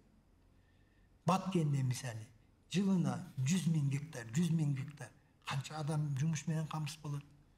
Маселе жок, бизде экономикада маселе жок. Маселе эмнеде? Биз өзүбүздү таанууда маселе. Мына сиз козгогон тарыхыбыз, ата-бабадан калган бизге мурас, акыл, насаат, ошону өздөштүрүп алсак, өзүбүздүн өз акылыбызга келип, анан өзүбүздү таанып алсак, калган маселе жок. Мисалы инвестиция деп атат, азыр инвестиция тартууда маселе жок. Дүйнөдө акча топон сууда көп. Акча көп. Аны алып келиш оңой эле. Аны кызыктырыш керек албетте. Бул жерде талкууга жатпаган маселе. Талкууга жаткан маселе өз тарыхыңды бил, өзүңдү тааны. Үй бүлө зомбулугу. Биздин бабаларыбыз кандай жана маселени чечкен. Мен айттым го, эмне деген аял кут, эркек бир. Мушуну гана чечип эле балдарга өздөштүрүп берсек, өзү менен токтойт. Агай, илгерки баягы карап турсаң, кыргыздарда жайчылар болуптур, куучулар болуптур. Мындай жаан жаап атса токтотуп коюп, сууну тескери бурап, ал нерселердин баары мындай жөнөкөй нерсе эмес да, биягы тунук таза болгон учурда гана ошол жаратылышты башкара алган болуш керек да. Ошол деңгээлде кыргыздар болчу окшойт да. Азыр алардын бири жок го. Биз материалисттик доорго башотубуз менен кирип кеттик да. Материалисттик. Кол менен кармап, көз менен көргөн, анан жанагы кайып дүйнөдөн алыстап калдык. Себеби Союз убагында бул жазалана турган маселе болчу да.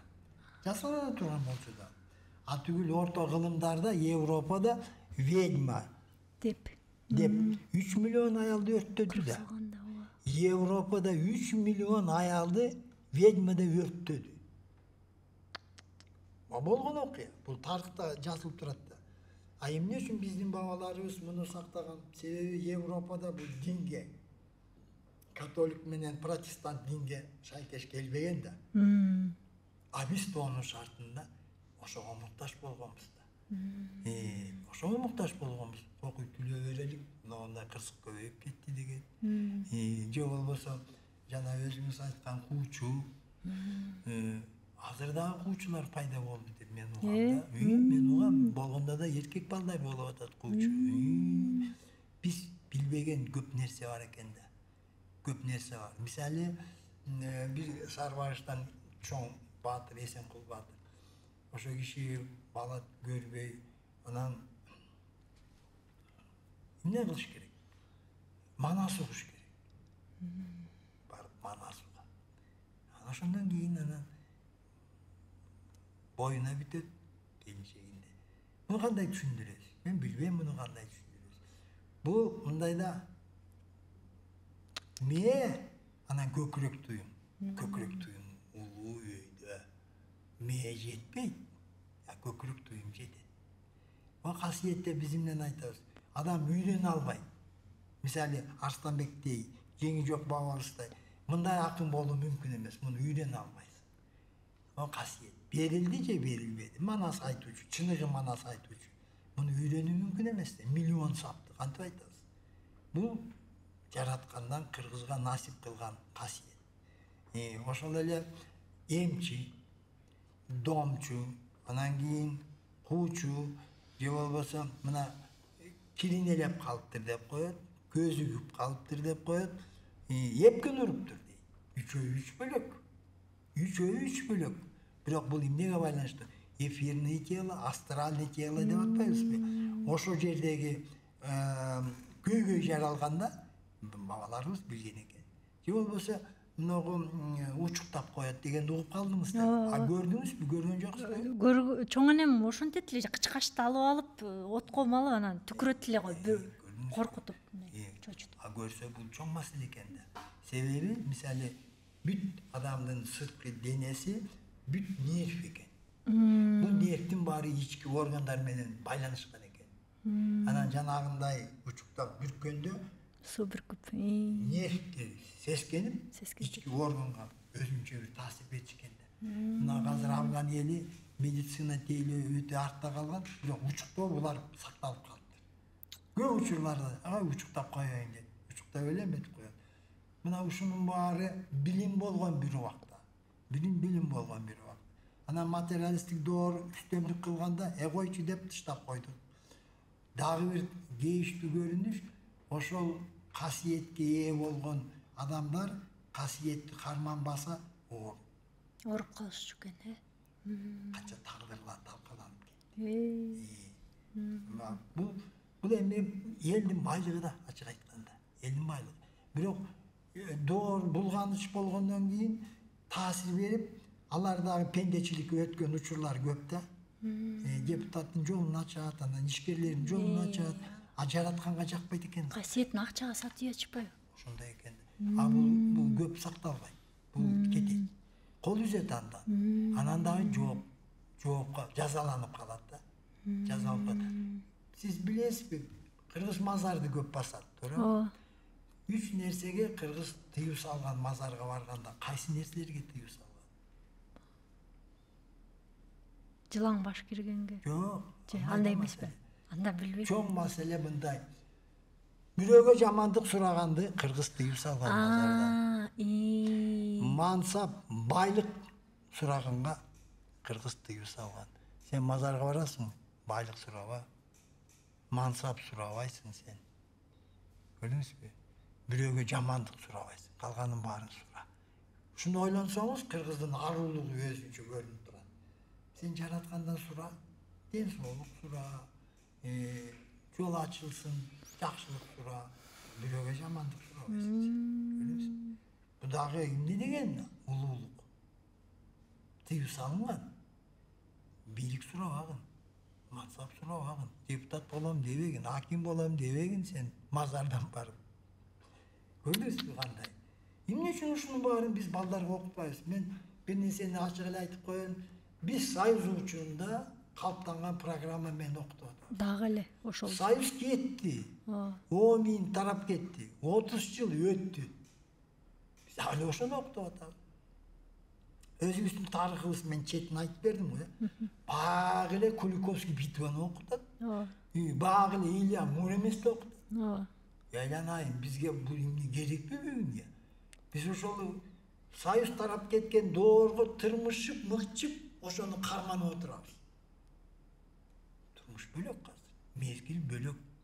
Биз өзүнүн ата-бабаларыбыздын тарыхын, ата-бабаларыбыздын салттуу билимин, ата-бабаларыбыздын касиет, кайып билимин эмне үчүн бербейбиз? Коркпой, үркпөй эле бериш керек. Көп мамлекеттерде элдик табыпчылык мыйзамдаштырылган. Ага, бизде ширк дейбиз да, аны эмне кылабыз? Ширк деген мындай да, бул түшүнүк ислам дин менен келип атат да.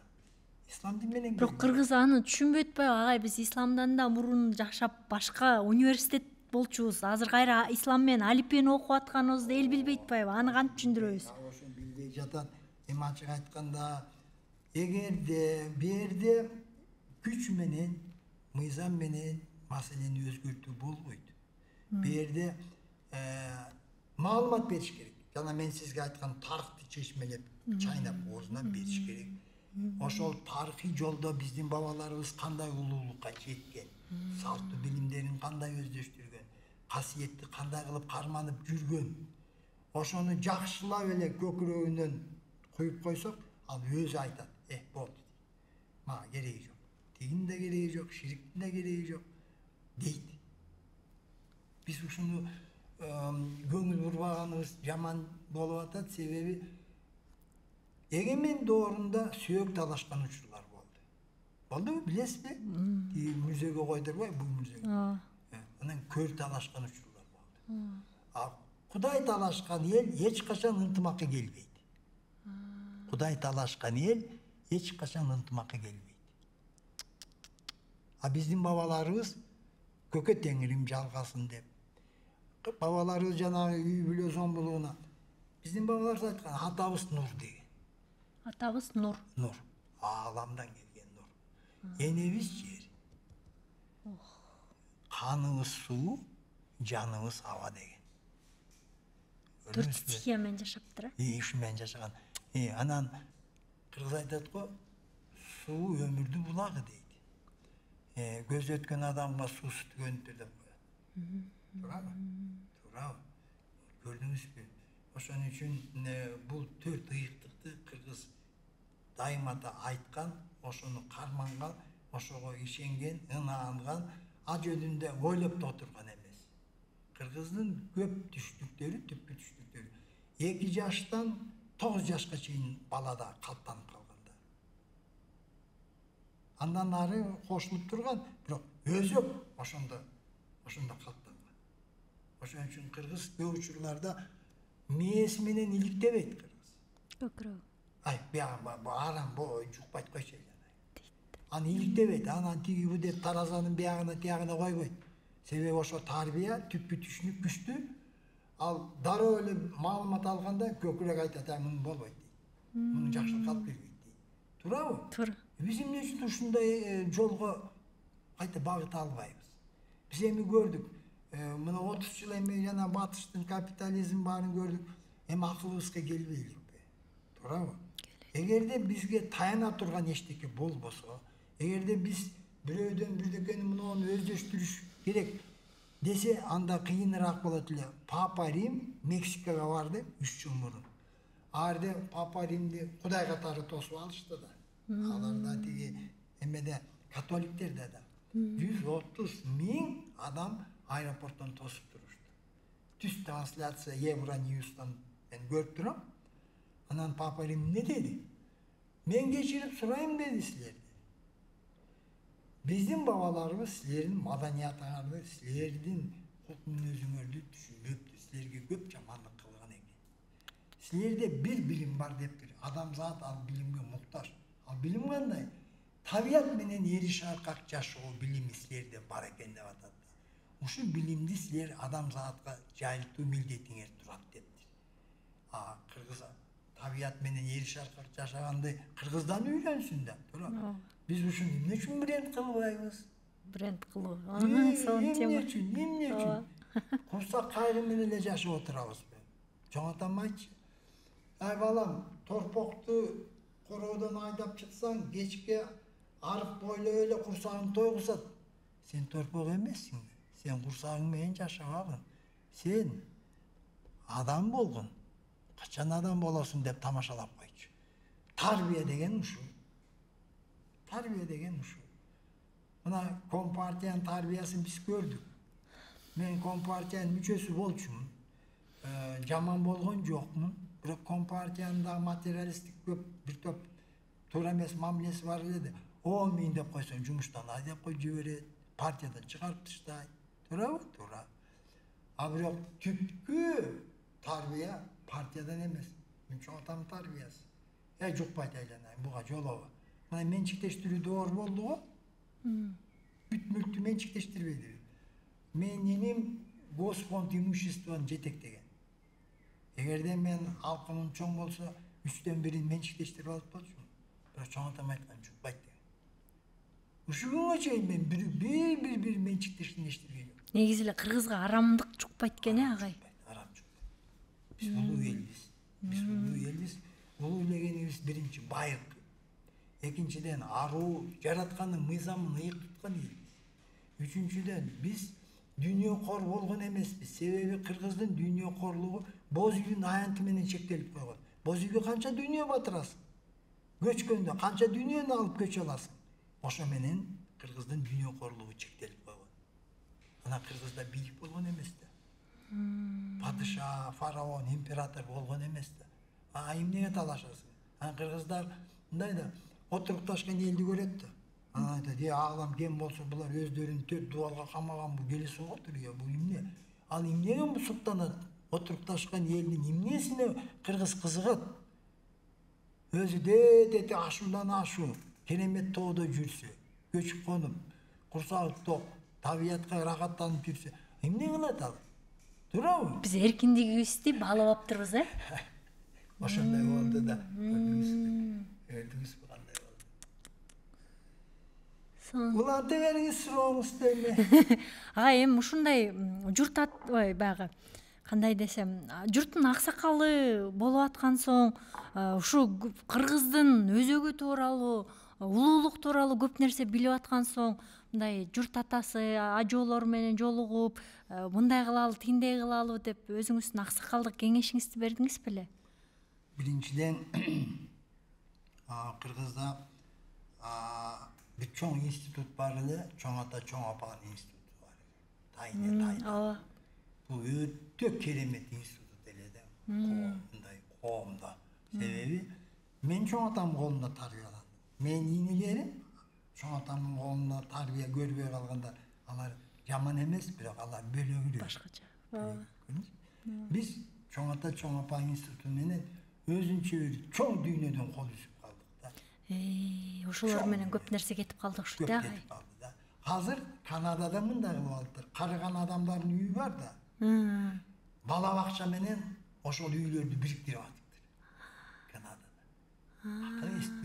Себеби карыган адамдар өткөн кеткенден таразалап, аларда пендечилик анча көп эмес, туурабы? Анча бардыр, бирок ошолор балдарды тарбияласын дейт экен да. А бул Кыргызда кылым бою жашап келди да. Туурабы?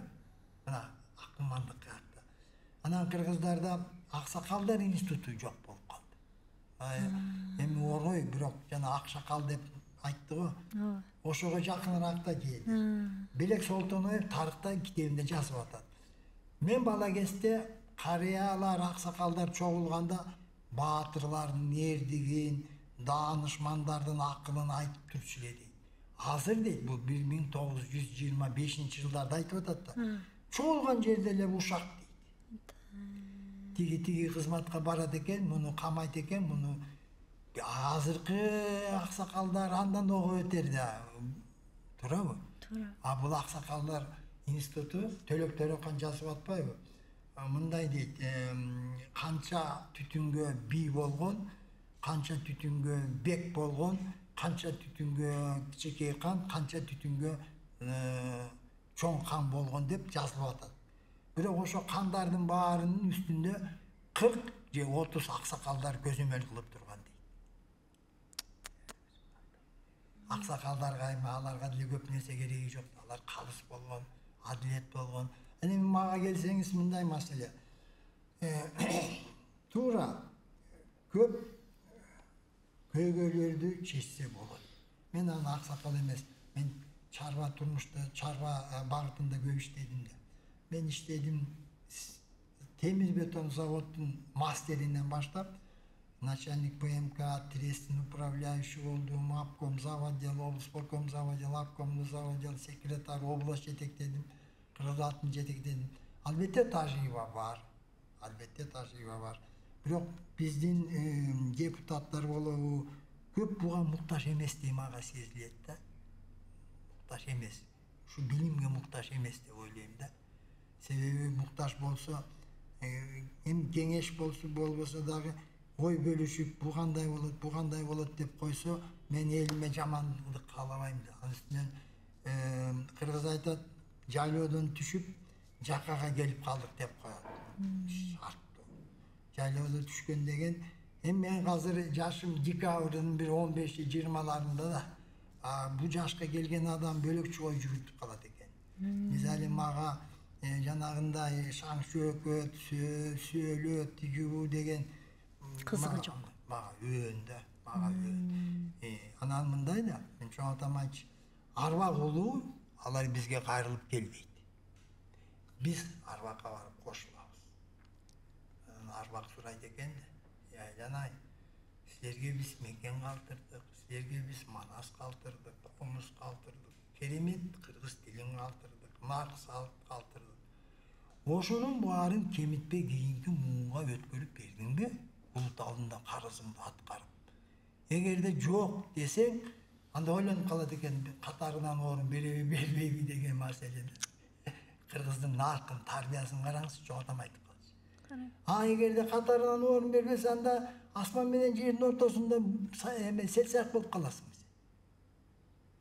Ошо ойду улап, мен азыр айткым келет, канча кыргыз ушу карызын кайрып берип атат бүгүн. Канча кыргыз кайрып берип атат. же тияка барганда эмне жооп берет? Жок, мен карызымды кайтарып бербей келдим десе эмне болот? Туурабы? Чоң маселе, чоң маселе. Бул ошондой жашка келгенден кийин бүт болгон өлкөдөгү окуяларга бөлөкчө көз караш менен карайт экенсиң. Мага мисалы, мен деле госсекретарь болуп 02 деген номердеги машина менен жүрдүм. Мен деле тиги дачада жүрдүм. Мына өттү кетти да. Ачык айтканда, көп нерсе мезгил менен кошо кетет, көрөсүз. 30 жылдагы окуялар дагы 10 жылдан кийин көбү унутулат. Унутулат көбү. Ошон үчүн кыргыз айтканда, тулпардан калган туягым деп коет. Же болбосо из калтырган адам дейт, туурабы? Из калтырганым адам көз өткөндөн кийин ошо кишинин айтканы, үлгүсү эл ичинде жашап жүрсө, бул адам өлбөптүр деп коет кыргыздар. Туура. Өлбөптүр деп коет. Анан эми мунагу бийлик бир кемчилиги, бийликке өтө баалы, өтө кымбат кун төлөп калды го биздин ажуулар. Мен айтпай эле коеюн, өзүңүз билесиз, ким кандай жоготууга учурады. Туурабы? Эми Кудай бетин ары кылсын, бирок муну бийликтеги адамдар унутпаш керек да. Кыргыз айткан, бийлик ийниңе коңгон куш учуп кетет деп койгон. Байлык колуңдагы муз ээрип кетет деп койгон. Кыргыздын сөзү андай. Туурабы? Туура. Сен элиңде бата алып, элдин алкышын алсаң, ошол сенин байлыгың деп койгон. Ошол сени көзүң өткөндө дагы насип болуп коштоп жүрөт деп койгон да кыргыз. Кыргыздын бир топ сөздөрү хадистен де кем эмес да, ашып кетет. Туурабы? Ошон үчүн ушунун баарын таразалап отурсак, кыргыз жол таппай тияка бияка урунуп атат, бирок жол бар. Ошо жолду адаштырбай, чаташтырбай, азыркы замандын өзгөчөлүгүнөн бираз ылайыкташтырыш керек да. Кыргыз логистика, финансы, менеджмент, маркетинг ушу жагынан гана өздөштүрүш керек. Калганына кыргыз муктаж эмес. Калган турмуш тиричиликке байланыштуу маселеге кыргыз муктаж эмес. Ата-бабалардан калган акыл насаат бизде жетиштүү, толук жетиштүү. Ушу мен айтарым. Агай азыркы тапта ошо санжырага баш багып, ушул жаатты тизгиндеп турган кишилер барбы деген суроо. Санжыра маалымат иретинде көп учуру үзгүлтүккө учурап калды да, көп. Себеби партиянын саясаты элди биримдикке кармоо, анан бирок санжыраны жок кылмайын, уруу ынтымагын жок кылмайын кыргызды башкаруу мүмкүн эмес. Мен муну расмий тарыхый булактардан окудум. Кичүү жүз падышалык Россияга эң биринчи кошулган. Анан орто жүз казактык, анан улуу жүз. Ошондо падыша айтыптыр,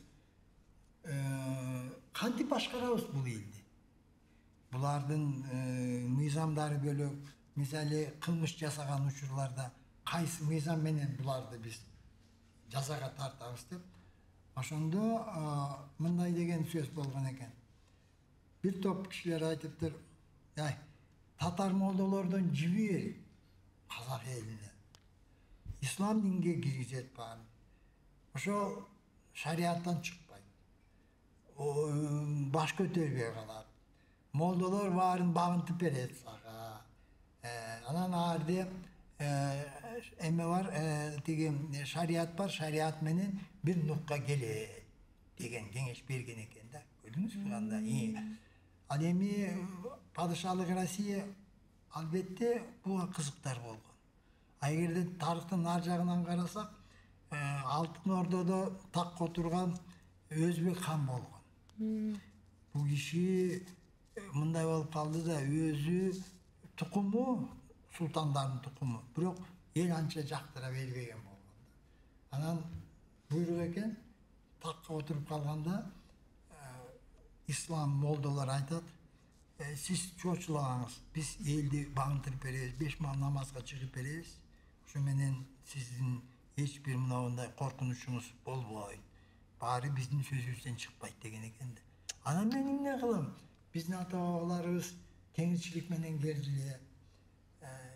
Hem anı yok kılış gerek dep, bu işi atayın kurultay ötkörüp, bir 200'dey batırlar, arkası urulardan gelet de. Bu tarihte жазылып kalgan malum. Anan al, oşo jıyında aytat, biz İslam dinini ötüp atабыз. İslam dinini karmanabız. Ananın arasında, batırların arasında, özünün ata aytat, aylanayın, siz sultan boldunuz. Biz kabul alabız, biz sizge baş eyebиз, biroq babalardan kalgan dinde siz diyemeyiniz, deydi. Oşondoy göz karашta болгондордун baарын түнү менен өлтүрөт. Өзбек хан. 200'de batırların başına alganda. Bu hem tarihte kalgan malumat. Anan hem Ortozar Sultan anan toluk kandı bilgi ev olup kalat. Mına bizim tarihte alalık. Atambayev hükümet yetekçi. Prezident bolup degen dimağı var. Premier ministr olup kıdırganda cuma namazı. Cuma günü oy men cuma namazga varam. Geldim bari. Oy men Allah ayantına varam. Doğru emesmi? Doğru. Sebebi özünün bar kança emes. Anan keyin men tigi İslam dinine jakınmın, tigi u dep elektoratты özüne tarttı da. Janda emesmi?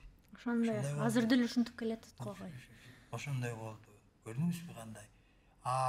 Мунун түбү biraz jana ынтымактыздыр аткан маселе. Эгерде İslam dini özü 76 agımga bölünse, Vahhabi salafist bolup bölünse, Sunnit Şiit bolup bölünse, siz bilesiz bu Ormon Han'a bir günü bir oroza cılıp durat da. Aysi mezgilde jay mezgiline tuş gelip kalıptır da, iyilde. İyili kıynalat biraz, sebebi öte gün uzun da. Aksakallar gelet Ormon Han'a. Uşu masele boyunca.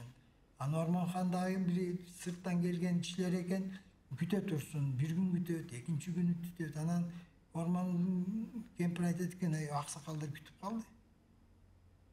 Eki tünöydü. Emne menen gelipti? Sıraç. Şunday orozon çıldırıp koysa oldu da kışında, kıska günde. Oya, oşol ele aytıp koyan da çıldırdım dep koy. Bu nimeden haber verir? 19. yılımda bizdin babalarımız başotu menen İslam dini girgen emes. Orozonu Ormon Han çıldırıp koysa. Doğru. Anan bizim babalarımız bunu sayakatçılar жазып atpaydı. Bizim babalarımız tündüktü tartçı. İşte jarık bolbosa tabank içe verelik dep tabank içe verecek. Sonuncu. Biroq bizim babalarımız orozonu mınday karmagan. Har bir ay жаңырган günü 3 gün tamak tartıngan babalarımız. 12 ayda 3 gün öğütseniz 36 gün olur. Ay tolup böksürgende жаңımsız günlerde 3 gün tamak tartıngan. Anan toğul günü жаңымsız günde 3 gün tamak tartıngan. Tap-takır ele eşteki içpey degen emes. Biroq mınday жеңилденген да, жеңилденген. Ошону мен 36 3'kө көбөйтсөңүз 108 gün Kırgızdın men jеңелерин десте, bir daha salmak aşık men jеңем жок эле да. Atка кантип мененсиз? Камчыңыз түшүп калды, кыя жолдо баратсаңыз. Кантип анын? Atка ким мингизет сизди? Ошон үчүн бул улуттук бренд болгондо чоң апаларыбыз тийип турган. Тамак көргөн жок беле?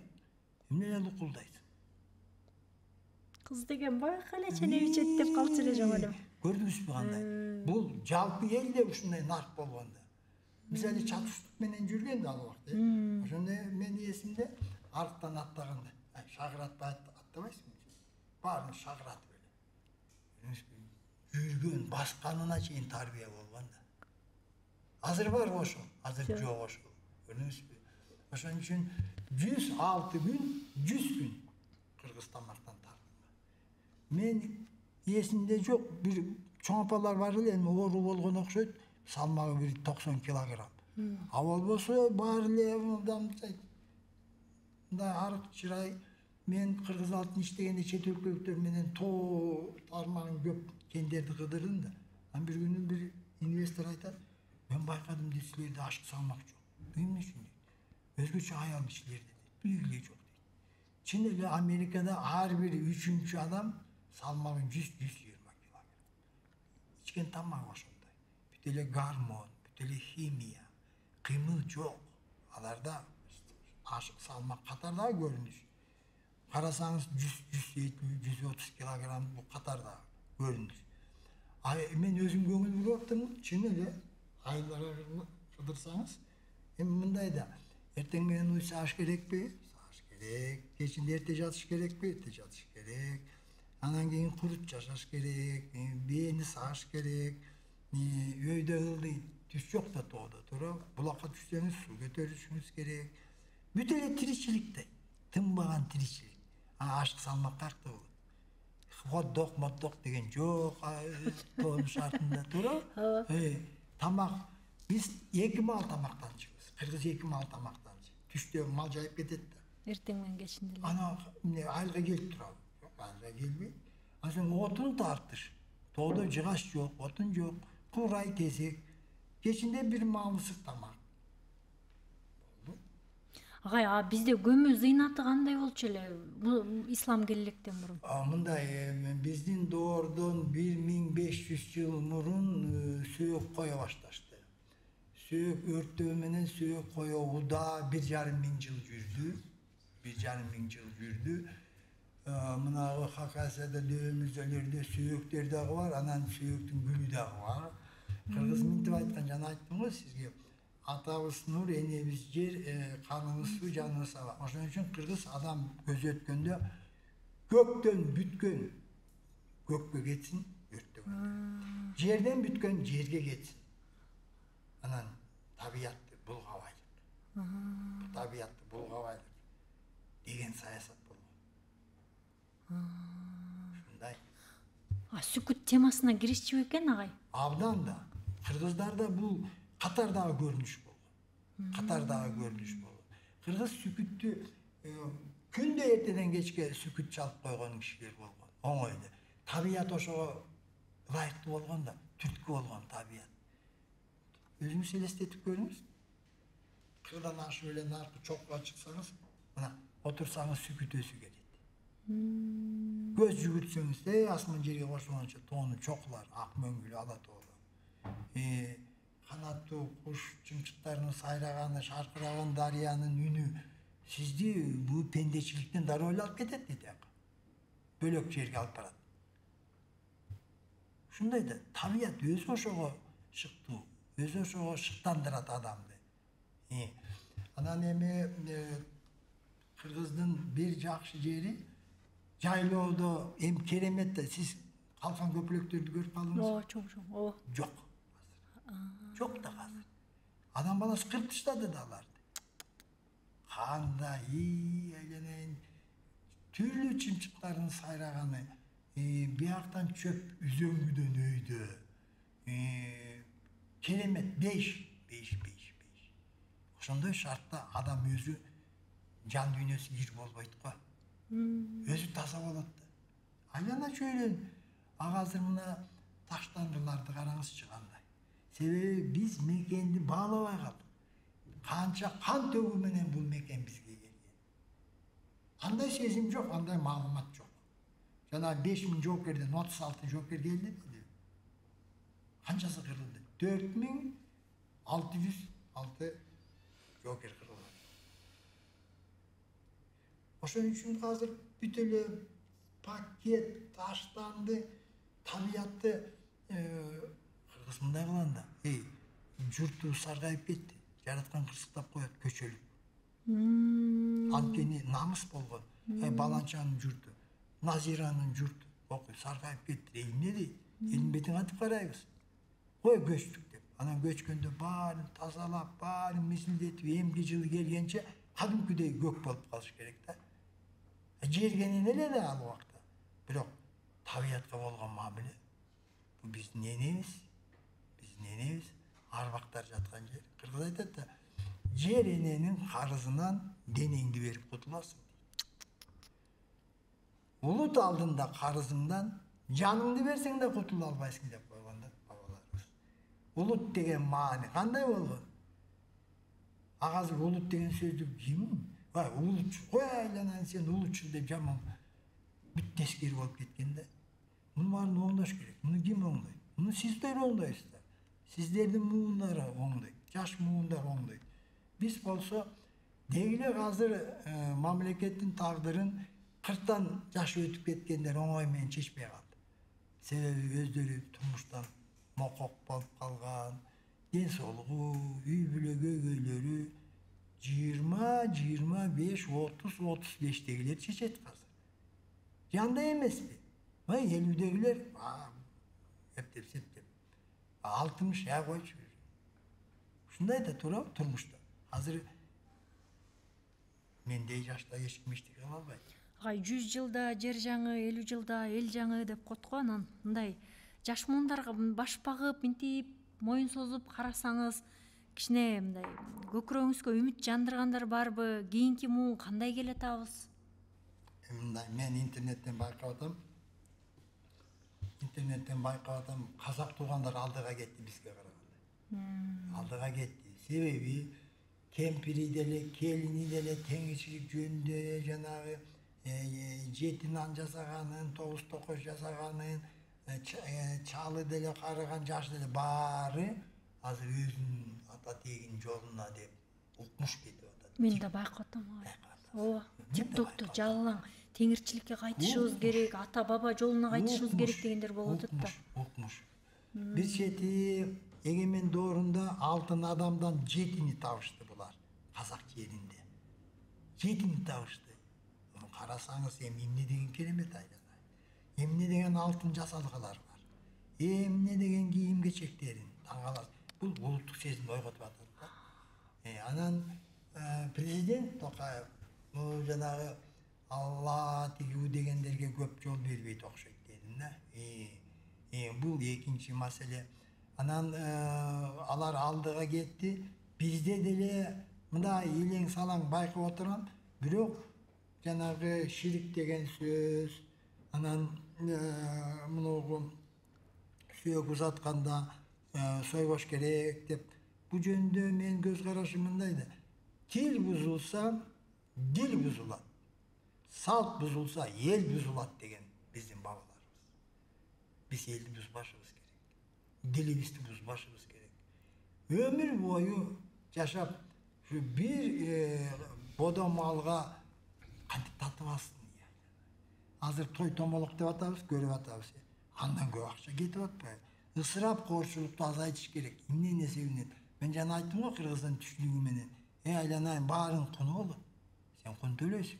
Ошон үчүн сен кесир болбо, ысырап коорчулукка жол бербе.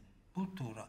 Ал эми багында ушундай аракет болду, тиги өлүккө мал союлбасын деп. Бир караган энебиз айтып атат, айланайын мен деле талай жерден барып узатып тамагын жегем. Эмне үчүн мен бербешим керек? Туурабы? Эми мына бир бодо мал ошончо эле кымбатпы, мисалы бир кара мал.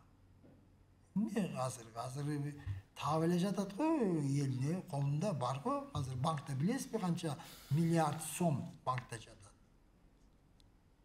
100 миллиард сом жатат банкта. Кыргыз элинин байлыгы түптө бир карыя аксакал 20-кылымдын башында эми карып малын балдарына бөлүп берет энчилер. Мынча. Анан айтат, мен ашым бересиңер. Ашта байгеге мындай кыласыңар, буга мындай кыласыңар, тиге мындай кыласыңар деп 5000 жылкыны байгеге бөлүп бересиңер. Анан балдары бир аз нааразы болот. Дүйнө көрүү башталган да ал убакта. Анан балдары бир аз нааразы болгонун билдирсе айтат, балдар айланай. Мен муногу малды элим менен тапкан. Мен элиме таратып беришим керек. Философия кандай? Мен элим менен тапкан, мен жаңыс тапкан жокмун мына. Элимдикин элиме бериш керек. Атанын малы баласына мал болбойт. Өзүңөр көбөйтүп аласыңар. Силерге бердим, мына баланча 500 жылкы тиге бердим, 100 жылкы буга бердим, мынча түйө бердим. Ошого ыраазы болбойсуңарбы? А мунунуку элдики бул. Эл менен таптым, элге беришим керек дейт. Философия кандай, туурабы? Түшүнүк кандай? Мен деген жок да дерди. Элим менен жүрүп, эл менен тап. Мына Байтик Баатыр жут болгондо элге саан уйлары таратып берди.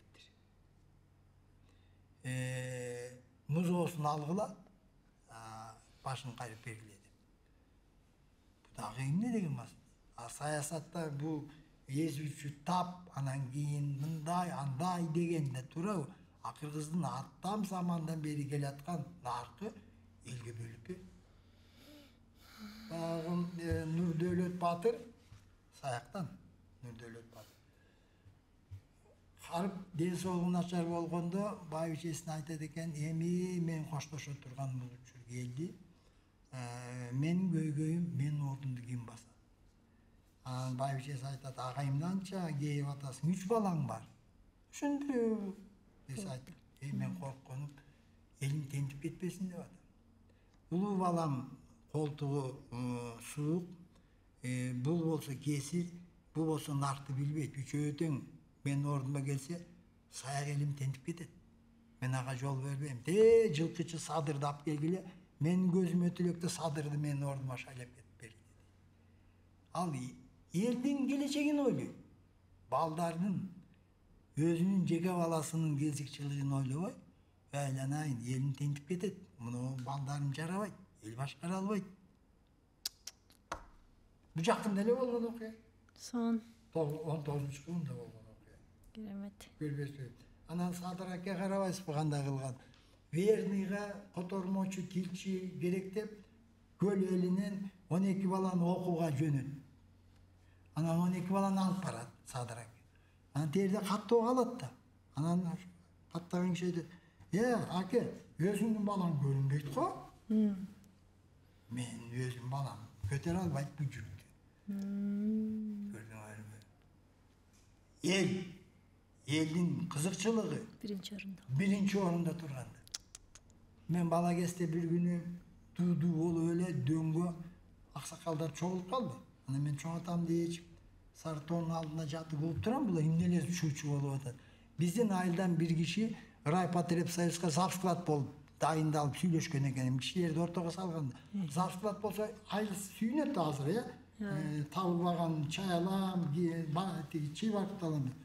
Агариялар чатак салып, айланайын, сенин атаңды билебиз, сен чоң атаңды билебиз, сен жарабайсың завсклад. Бир жылга жетпей биз уят болобуз. Элди аралап баспай калабыз биз. Токтот деп токтотуп койду. Нарк кандай? Туурабы? Ал өзүнүн эгерде айыл жыргадык атаң көрү эшмааттан тияктан алып турабыз ай сайын. Жок окатты дегенин ордуна элдин бетин карабай калабыз. Сени биз билебиз, сен атаң ким экен, чоң атаң, сен жарабайсың бу жумушка. Алдырып коесуң сен. Токтоп, тарт дискиниңди эле тийип койгон. Бу мен көргөн доорда биздин айылда бир да үйдө эшик култтанчу эмес. Ачык калчу да, ишенчүсү бар да. Жөлөп коет, же ит аякты жөлөп коет, күтпө деген сөздү. Ушуну азыр айтсаң жомок да балдарга. Туурабы? Туура. Согуштан келген байкелерибиз айылдан 3 километр сел алып кеткен тегирмендин далдасына барып карап иш. Азыр айтсаңыз билебиз да, жомокто айтпаңыз дейт. 3 километр айылдан алыс сел алып кеткен тегирмендин далдасына барып, эч кимге көрүнбөй карап иш. Бу 1950-жылдардагы болгон окуя. Сонун агам. Кыргыздын улуулугу, жан дүйнөсүнүн сулуулугу тууралуу айта берсек кеп бүтпөйт экен. Чынында эле аябай терең, кенен кирчүү темалар. Анан ушу көкүрөгүм менен, жүрөгүм менен аябай ар бир сөзүн мындай өткөрбөй укканга аракет кылдым. атай убакыт бөлүп келип берип ушундай улуу сөздөрүңүздү жаш муундарга жеткирейин деген аракетиңиз үчүн терең ыраазычылыгыбызды билдиребиз. Бар болуңуз агам. Сизге рахмат. Мен ыраазымын. Балдарга, жаштарга муну жайылтыш керек. Бу дагы биздин карзыбыз, биздин парзыбыз, биздин милдетибиз, биздин жоопкерчилигибиз. Мен ыраазымын. Ушундай максат менен сиз убакыт бөлүп, мен чакырып, мага сөз кезегин берип отурганыңыз сизге ийгилик болсун. Ыраазымын, рахмат. Буюрса, урматтуу YouTube каналым көрүүчүлөрү, бүгүн мына ушундай программа болду. Эмдигиде дагы кыргыз кайсы кылымга таандык, баскан изи кандай, тарыхы кандай, кайсы баягы тарыхый фактыларда, далилдерде кантип жазылып калган, сакталып калган, мына ушулар тууралуу кеп кылабыз. Негизи эле өзүбүздүн өзөгүбүзгө кайтчу мезгил келмек тургай өтүп баратат. Биз ошол эң биринчи кыргыз ким экен, ал ким болчу экен, кайсы кылымга таандык экен, баскан изи кандай болчу экен, айтор ошонун баарына көз чаптырып карап көрүшүбүз керек го деп ойлойм. Эмдиги программабыз дагы абдан кызыктуу болот. Кайрадан көрүшкөнчө сак саламатта аман туруңуздар.